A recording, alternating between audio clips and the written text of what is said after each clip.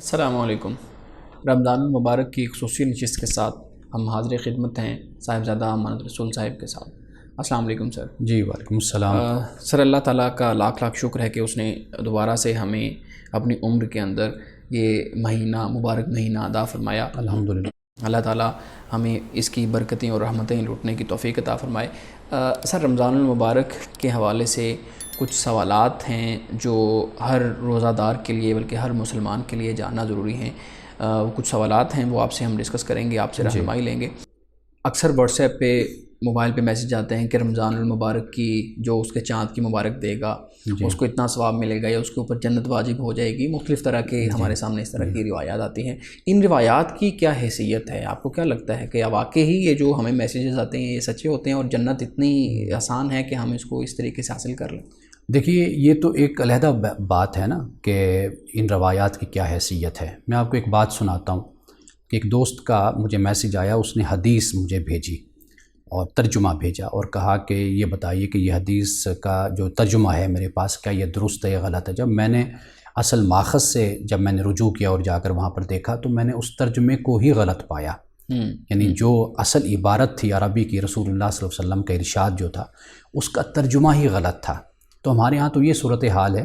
تو ایسی ساری روایات کہ جو بہت چھوٹے سے عمل پر بہت بڑا اجر اور بہت چھوٹے سے گناہ پہ بہت بڑی سزا، اس کو تو محدثین نے ویسے بھی کہا ہے کہ یہ موضوع اور من گھڑت روایات ہیں۔ بالکل ٹھیک ہے سر۔ سر اگلا سوال میرا یہ ہے کہ ایک شخص جو تندرست ہے وہ رمضان المبارک کا روزہ نہیں رکھتا، رمضان ہے اس کا روزہ نہیں رکھے گا، یا ہو سکتا ہے اس کو کوئی مجبوری ہو سکتا ہے اس نے کوئی بیماری ہو، کام کرنا ہو۔ سر اس حوالے سے ذہن میں یہ چیز آتی ہے کہ کیا رمضان کا روزہ نہ رکھنا کسی شخص کے اسلام سے نکلنے کے اوپر ہمیں کوئی رہنمائی دیتا ہے؟ یعنی اگر کوئی شخص روزہ نہیں رکھتا تو کیا اس سے یہ بات ثابت ہوتی ہے کہ وہ اب اسلام کے اندر نہیں رہا، اسلام سے نکل گیا ہے؟ ایسے شخص کو ہم کافر نہیں کہیں گے، اس لیے کہ کافر وہ ہوتا ہے کہ جو علی اعلان واضح طور پر مبادیات دین کا انکار کرتا ہے۔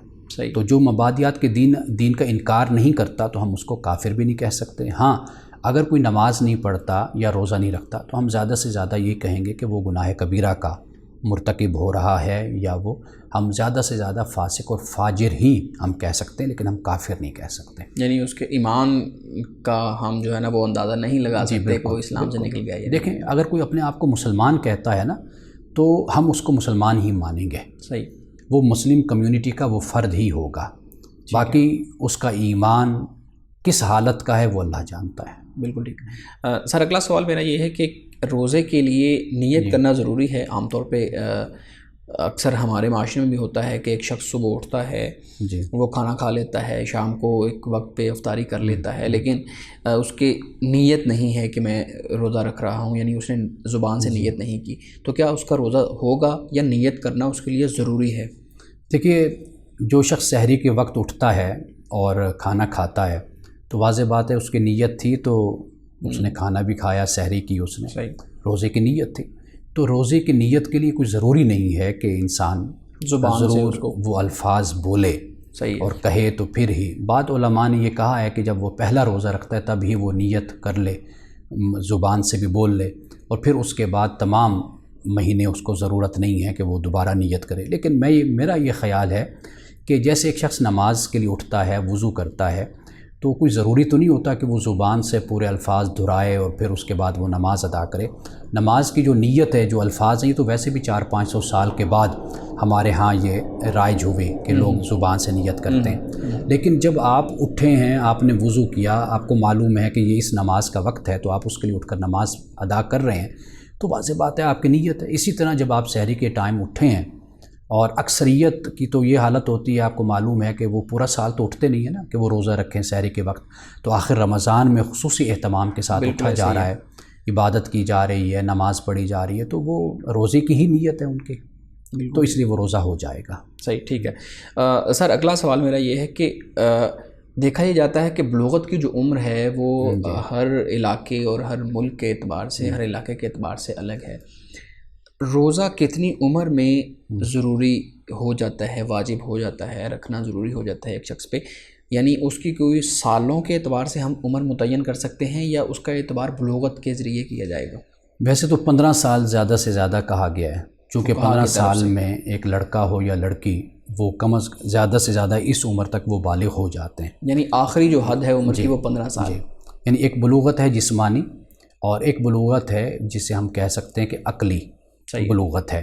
یعنی اس لیے 4 شرطیں ہیں جو بیان کی گئی، جیسے اسلام ہے، جیسے عاقل ہونا ہے، بالغ ہونا ہے، یہ چند شرطیں بیان کی گئی ہیں۔ تو لہٰذا اگر ایک شخص عاقل ہے، بالغ ہے، وہ اچھائی اور برائی کا فرق سمجھتا ہے، اس کو سب کچھ اپنی زندگی کے معاملات نفع و نقصان کا پتہ ہے، تو واضح بات ہے کہ اسے روزہ رکھنا چاہیے، اس پر روزہ فرض ہے۔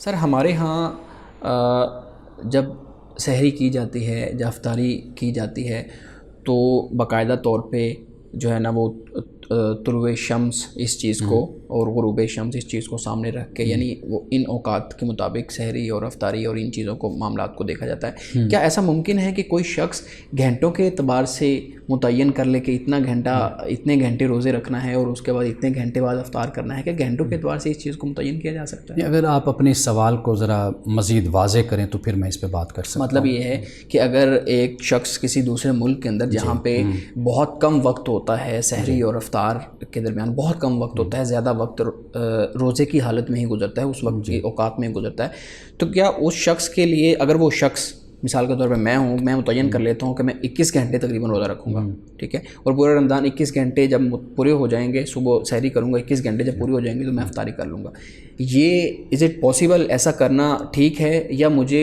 چاند اور اس کو غروب آفتاب کو دیکھنا پڑے گا کہ کب غروب آفتاب کتنے منٹ پہ ہو رہا ہے، اس کے مطابق میں نے اس روزے کو افطار کرنا ہے؟ دیکھیے، ایک بات تو یہ ہے کہ جب آپ کسی ایسے ملک میں رہتے ہیں جہاں پہ گھنٹے بہت زیادہ ہو جاتے ہیں روزے کے، تو وہاں پر ایک راستہ آپ کے پاس تو یہ ہے کہ اللہ سبحانہ و تعالیٰ نے لا نکلف نفسا الا وسعہا، آپ کے وسعت کے مطابق ہی آپ کو اللہ تعالیٰ نے تکلیف دی ہے۔ صحیح ہے۔ آپ وہ بوجھ اٹھا سکتے ہیں، برداشت کر سکتے ہیں یا نہیں کر سکتے۔